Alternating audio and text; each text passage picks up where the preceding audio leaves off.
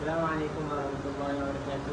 Kami dari kelas 1 ingin menerangkan tentang tajuk mat mutasil, iaitu bab yang kelima. Saya serahkan kepada Aziz untuk menerangkan takrif dia. Okey, takrif dia.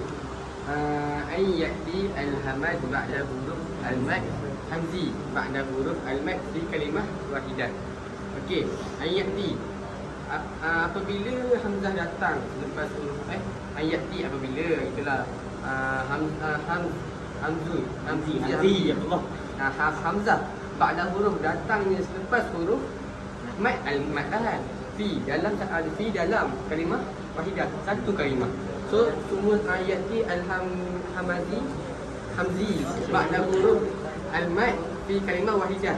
Dan ada yang hamzah datang selepas huruf mad dalam satu kalimah. Okey, saya serahkan kepada Alif sebab tasniah. Dalam bertasniah, summi bil muttasil dan bil tasal harful mad bil hamzah fi kalimah wahidah. Maksudnya dinamakan muttasil kerana huruf mad bersambung dengan hamzah ataupun berjumpa dengan hamzah dalam satu kalimah. Seterusnya saya serahkan kepada Imran.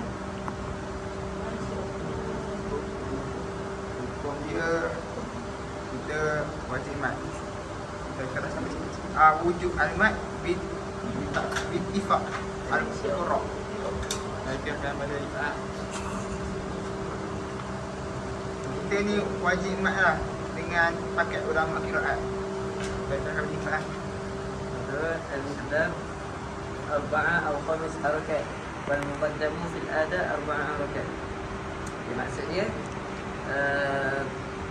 al-miqdar dengan kata 4 atau 5 harakat, tapi dia lagi utamakan dalam bacaan 4 harakat.